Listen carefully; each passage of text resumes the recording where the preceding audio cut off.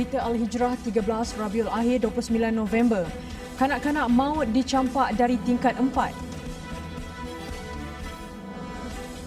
Anti-vaksin bantut usaha perangi COVID-19.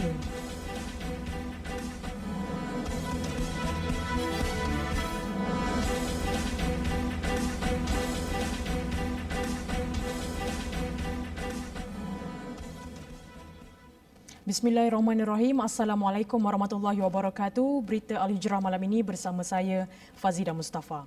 Bekas Pengarah Bahagian Teknologi Maklumat Institut Penyelidikan dan Kemajuan Pertanian Malaysia, Mardi, maut ditetak perompak di kediamannya selepas enggan memberikan wang yang diminta.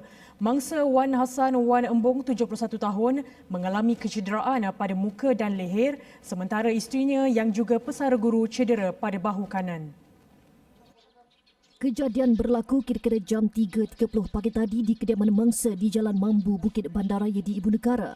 Pihak polis menerima panggilan daripada anak mangsa pada 4:01 pagi sebelum sepasukan polis bergegas ke lokasi kejadian. Saya catat lanjut dapati terdapat suspek telah masuk ke rumah mangsa pada jam 23.30 pagi dan telah ceroboh rumahnya dan telah merompak rumahnya.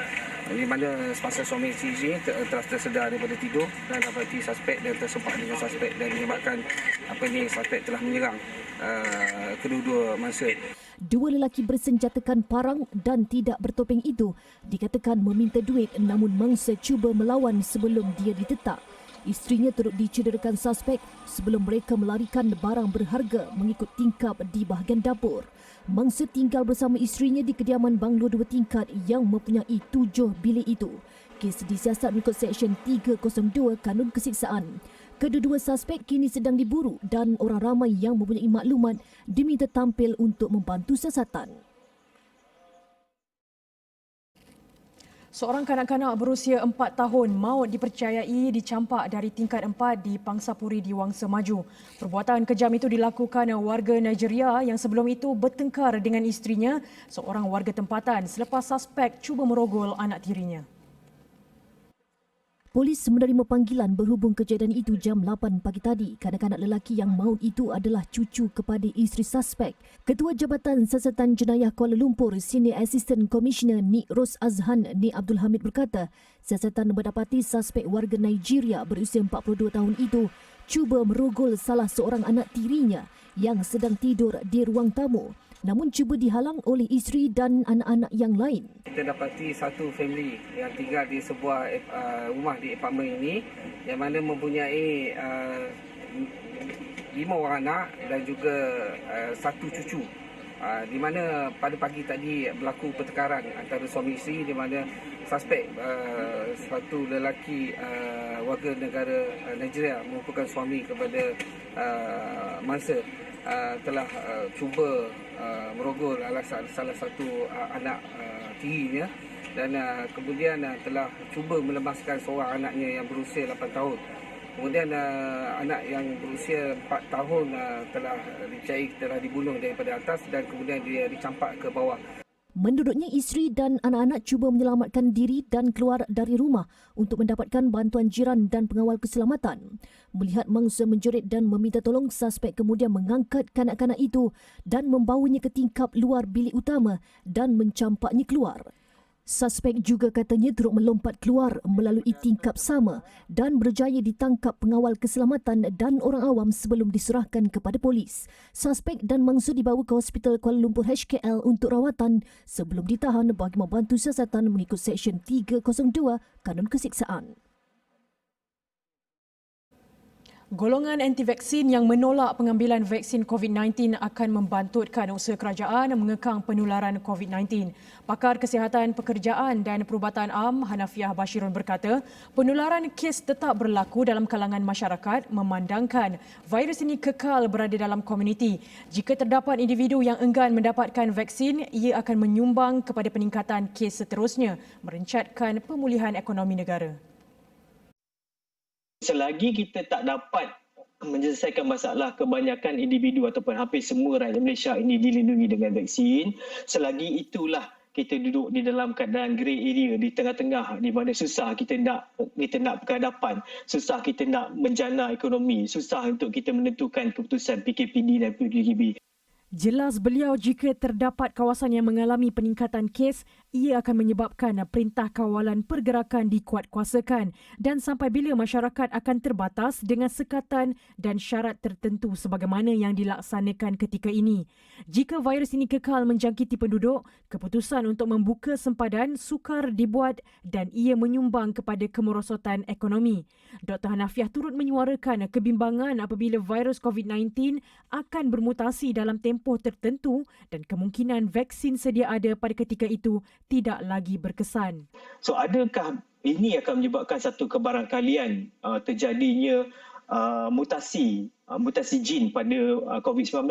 So kita pun tak tahu dan kita pun tak faham. Alright, mungkin mutasi itu boleh berlaku dan mungkin menyebabkan vaksin yang kita ada sekarang ni hanya last untuk 6 bulan ataupun setahun akan datang. So lepas 6 bulan setahun akan datang, kita mungkin akan kena tukar ataupun cari vaksin lain disebabkan oleh berlaku mutasi jin pada COVID-19.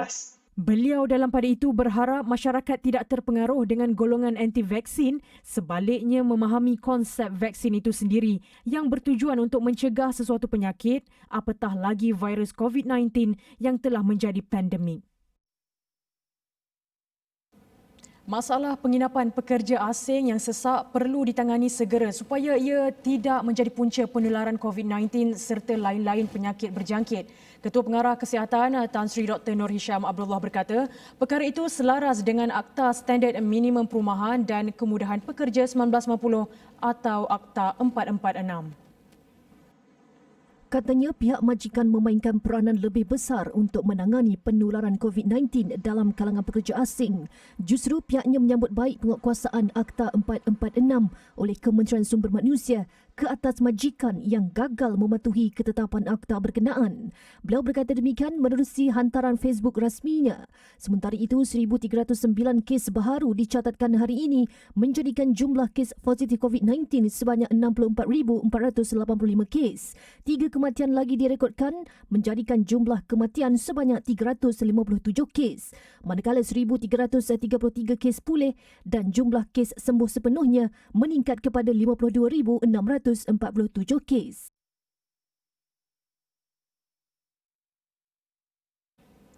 Cubaan 3 remaja untuk merentas negeri menggunakan pengangkutan awam tidak berhasil apabila ditahan polis dalam operasi pemantauan prosedur operasi standard SOP Perintah Kawalan Pergerakan Bersyarat PKPB di stesen kereta api Tanah Melayu Berhad 10.30 pagi semalam. Mereka yang terdiri daripada 2 lelaki dan seorang gadis sebelasan tahun dikenakan kompaun RM1,000 kerana gagal menunjukkan surat kebenaran merentas negeri yang dikeluarkan Polis Diraja Malaysia PDRM.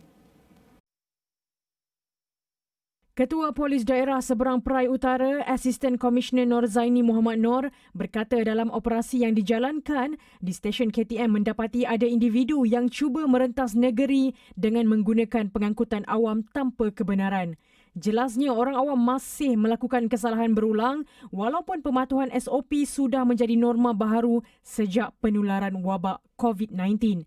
Selain 3 remaja itu, polis turut mengeluarkan 10 kompaun atas kesalahan sama di sekitar Tasik Gelugur dan Kepala Batas. Antara kesalahan yang direkodkan termasuklah tidak mendaftar masuk menggunakan QR Code MySejahtera atau mencatat nama pada buku, tidak memakai pelitup muka dan tidak menjaga penjarakan fizikal ketika berkumpul. Tahun ini negara dikejutkan dengan pembongkaran pelbagai kes rasuah melibatkan penjawat awam dan lebih menyedihkan apabila majoritinya dari pasukan dan anggota keselamatan. Berdasarkan statistik yang dikongsikan Suruhanjaya Pencegahan Rasuah Malaysia SPRM, sehingga Oktober tahun ini sahaja 391 tangkapan dibuat melibatkan penjawat awam. Adakah lebih banyak lagi kegiatan itu akan terbongkar selepas ini? Wartawan Hanisa Hasanuddin ada perinciannya.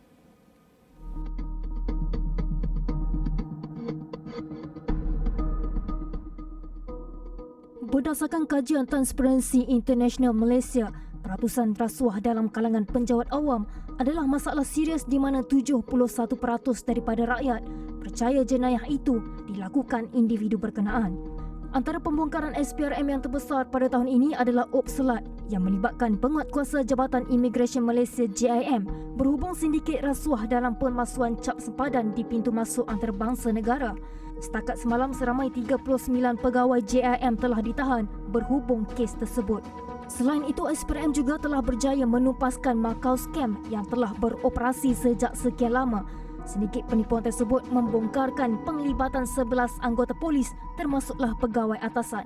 Hasil siasatan, 5,218 kes penipuan tersebut direkodkan bagi tempoh Januari hingga Oktober tahun ini yang membabitkan kerugian sehingga RM256 juta.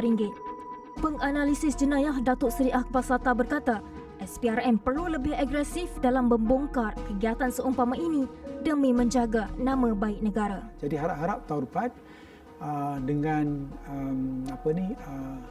kita lihat dengan agresifnya tindakan SPRM, maka insya-Allah mungkin kita punya CPI akan meningkat. Sementara itu katanya gejala rasuah takkan dapat dibendung selagi tiada akta yang mewajibkan pesalah boleh diikat jamin. Saya rasa kita guna juga SOCSMA, iaitu yang mana ia merupakan satu perundangan prosedur yang mana kita boleh saja bukan menahan lebih pada 14 hari seperti di bawah Seksyen 117 Kanun Acara Jenayah, bahkan juga dari segi SOCSMA ni kita boleh menahan sehingga 28 hari dan juga tak boleh dijamin. Jadi apabila seseorang itu kebanyakan daripada kes di negara kita ini boleh jamin. Jadi apabila boleh jamin maka sudah tentu pesalah-pesalah ni dapat bebaskan begitu saja. Jadi pada tahun lepas CPI Malaysia meningkat ke tanggal 51 berbanding pada tahun 2018 iaitu pada tanggal 61. Tetapi pada tahun ini saja pelbagai kes rasuah telah dibongkar. Dan adakah CPI Malaysia akan kembali teruk? Jadi sampai bila kita nak biarkan Malaysia, sebuah negara yang maju tetapi masih terdapat individu yang berfikiran mundur dengan melakukan rasuah? Anissa Sanudin, Berita Al-Hijrah.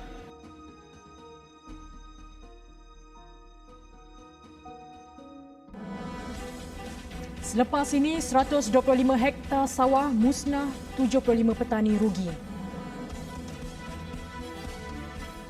Perkembangan banjir, 1,307 mangsa dari 373 keluarga kini ditempatkan di 18 pusat pemindahan sementara PPS di 8 negeri. Berdasarkan info bencana Jabatan Kebajikan Masyarakat JKM Bintulu Sarawak merekodkan jumlah mangsa tertinggi iaitu 331 orang yang ditempatkan di 2 PPS. Di Kulim, 105 mangsa dari 3 kampung iaitu Kampung Sungai Seluang Bawah, Kampung Bukit Sarang Ayam dan Kampung Paya Serdang ditempatkan di Dewan Masjid Sungai Seluang. Mereka dipindahkan ke PPS berikutan paras air yang mencecah sehingga 2 meter.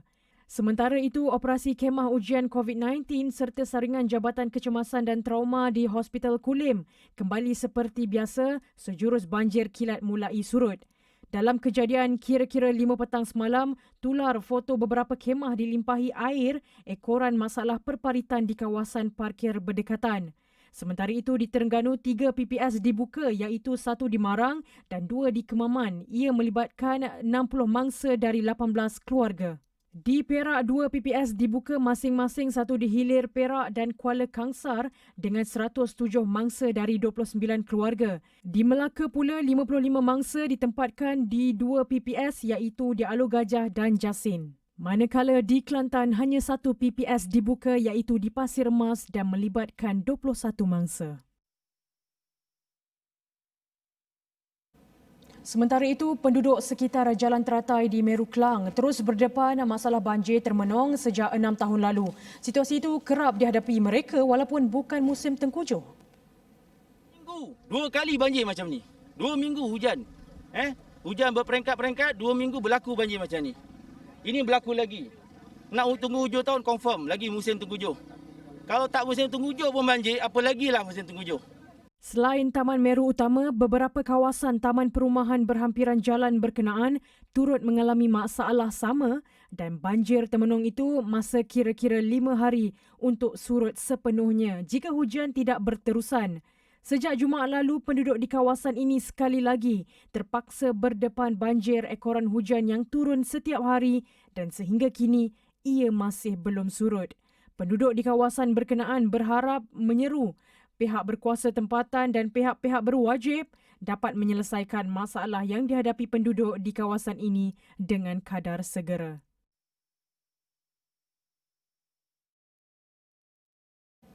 Kawasan tanaman padi seluas 125 hektar di Bagan Serai musnah selepas ditenggelami banjir yang berlaku sejak 2 minggu lalu. Kebanyakan padi yang tenggelam itu berusia antara 15 hingga 40 hari dan menjejaskan pendapatan kira-kira 75 petani di kawasan tersebut.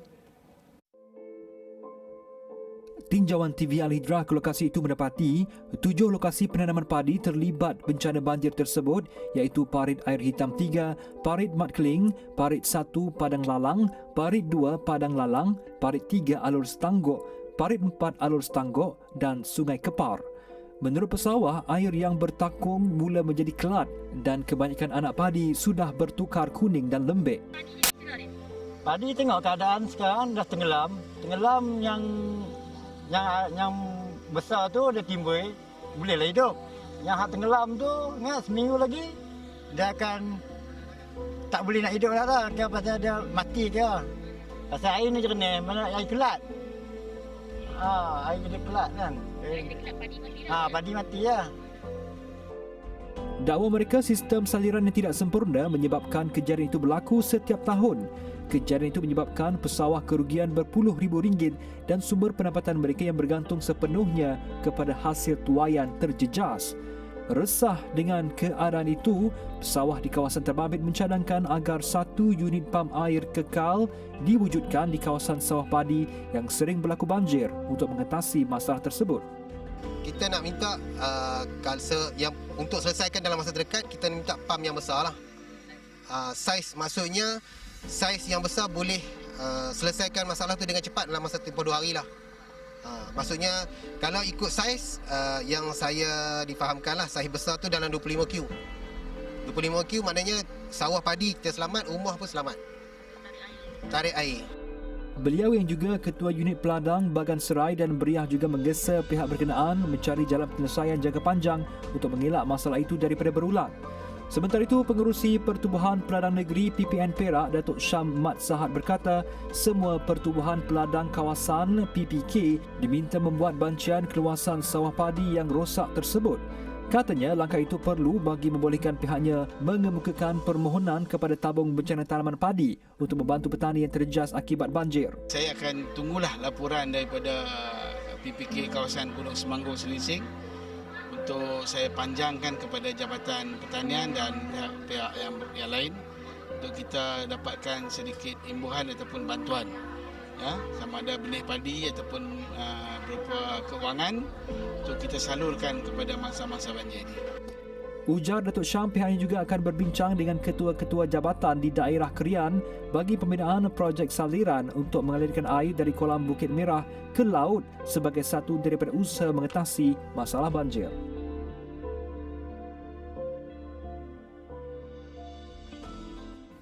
Projek Lebuh Raya Central Spine Road CSR dari Pahang ke Kuala Krai dan Lebuh Raya Kota Baharu Kuala Krai dijangka siap sepenuhnya pada 2025.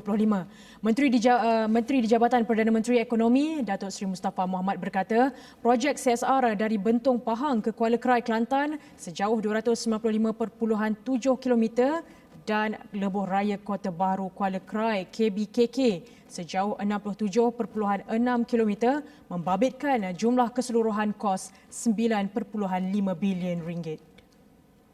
Sudah siap sepenuhnya. Kelantan ialah 20%, 13.85 km.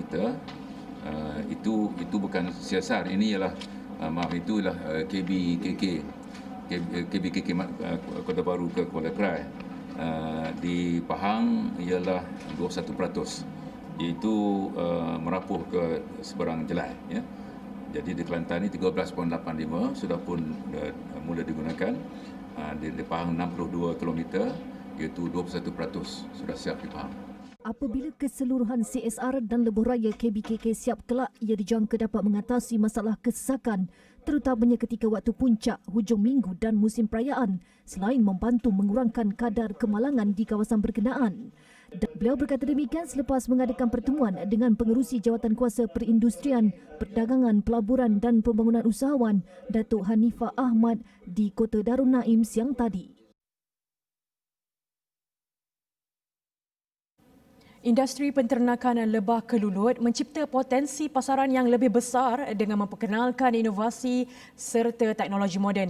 Ia bagi memastikan kelangsungan rantaian madu kelulut selain mencipta sumber pendapatan, seterusnya meningkatkan taraf ekonomi komuniti setempat, khususnya golongan Bumiputera B40.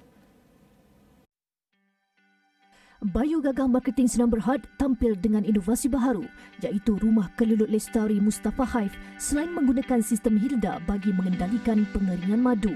Pengurus projek Inofosi DPUB Sarawak 2019, Suryadi Muhammad Nasir berkata, industri penternakan dan pemeliharaan lebah kelulut mempunyai potensi besar dan boleh diperluaskan di seluruh Sarawak. Inovasi yang kita perkenalkan di dalam bentuk peternakan iaitu secara akar umbi dia yang seperti yang kita boleh lihat adalah dari segi Mustafa Hive dan juga pengenalan dari segi tiang besi Milos dan juga pengenalan aplikasi yang dipanggil iBoss.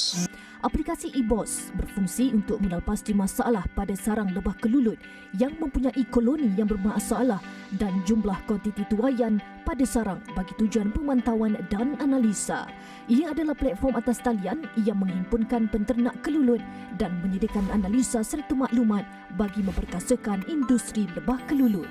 Sementara itu, Ketua Program Teraju Sarawak, Karina Dawid berkata, peranan teraju adalah membantu meningkatkan taraf ekonomi komuniti di kawasan pedalaman.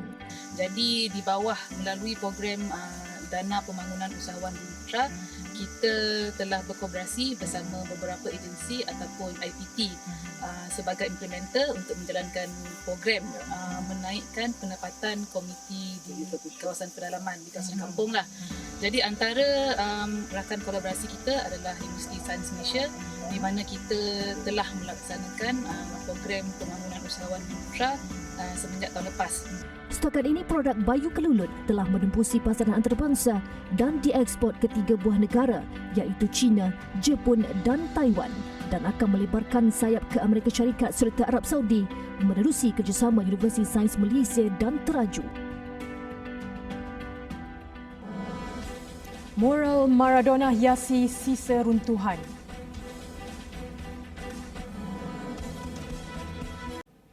Nama Malaysia terus dikenali di sempadan Turki dan Syria apabila tersegamnya sebuah sekolah untuk pendidikan anak-anak pelarian. Sekolah Wakaf Mapim Malaysia ke-39 selamat dirasmikan semalam di pinggir Idlib, Syria. Usaha ini sekaligus memperlihatkan komitmen Malaysia menerusi pertubuhan bukan kerajaan dan aktivis tempatan dalam membantu kelangsungan kebajikan pelarian sekaligus mengeratkan hubungan kerjasama antara Ankara dan Putrajaya. Bertempat di Dar El Hassan dan mengambil berkat Jumaat yang barakah, sekolah ini dirasmikan Ketua Misi Kemanusiaan Mapim Malaysia, Dr. Sani Arabi Al-Kaheri pada 27 November. Alhamdulillah, syukur kehadirat Allah. Hari ini, hari Jumaat yang mubarak, tim Mapim Malaysia, kita merasmikan Sekolah Wakaf Mapim Malaysia bernombor 39 yang terletak di Dar El Hassan di pinggir Idlib. Kita dikejutkan dengan sambutan yang luar biasa seperti mana yang saya selalu sebutkan, seolah-olah mereka ini menanti untuk masuk dalam Disneyland, tetapi hari ini lebih daripada itu, dengan sorakan anak-anak kecil, dengan sorakan pemuda-pemuda, mereka mencerminkan rasa riang mereka dengan wujudnya sekolah di tengah-tengah kamp pelarian ini.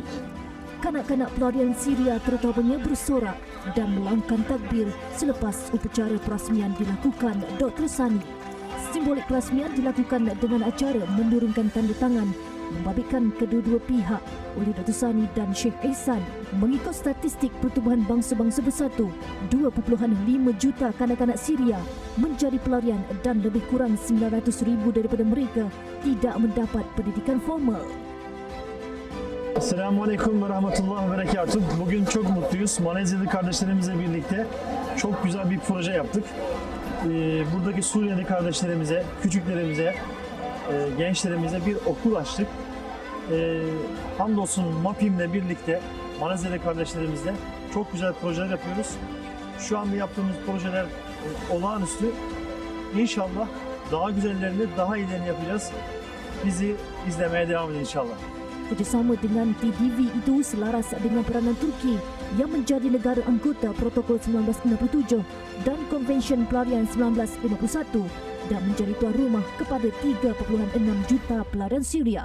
Usaha ini diharap dapat menyediakan kanak-kanak pelarian dengan ilmu pengetahuan untuk kehidupan yang lebih baik.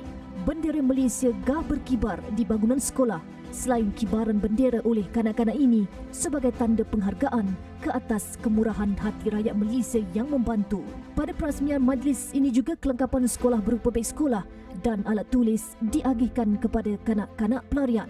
Sementara itu, Dr. Sani berkata sebuah lagi sekolah akan dibina iaitu Sekolah ke-40 MAPIM Malaysia yang akan menggabungkan pusat latihan guru-guru terletak di Azaz. Justru sumbangan rakyat Malaysia masih diperlukan untuk menjadikannya satu kenyataan. Sumbangan boleh disalurkan ke tabung Syria menerusi Maybank Syria Emergency Appeal Dana MAPIM bernombor 5628 3463 6987 atau layari www.rayonsyria.com. Pemergian bintang bola sepak dunia Diego Maradona satu kehilangan besar bukan sahaja kepada rakyat Argentina, malah buat peminat sukan itu di seluruh dunia. Di Idlib, Syria, sisa bangunan dan rumah yang runtuh gara-gara perang memberi inspirasi kepada pelukis mural untuk mengabdikan potret Diego Maradona sebagai tanda penghormatan.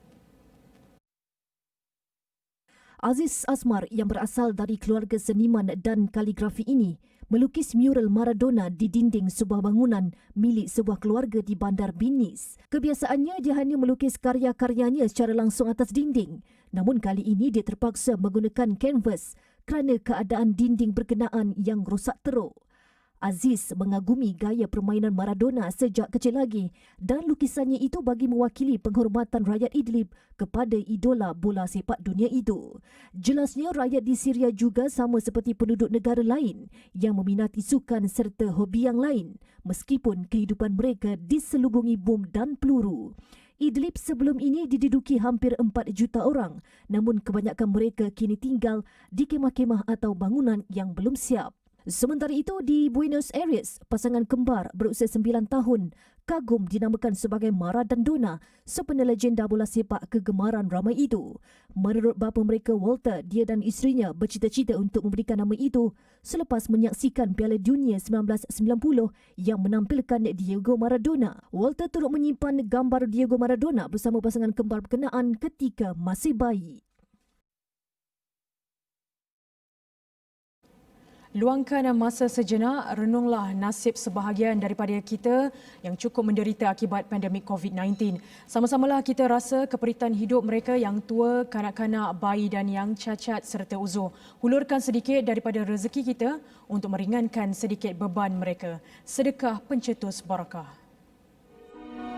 Dan tren kes yang dilaporkan, pandemik COVID-19 dilihat masih menular secara aktif dan dijangka akan berterusan untuk suatu tempoh masa yang agak lama. Ocean Relief Agency MRA Sabah merayu orang ramai untuk menyumbang menerusi tabung kecemasan OPS COVID-19 2.0 bagi meringankan beban mereka yang terjejas akibat pandemik itu. Hasil sumbangan untuk membantu mereka yang kehilangan sumber pendapatan, pekerjaan dan aset.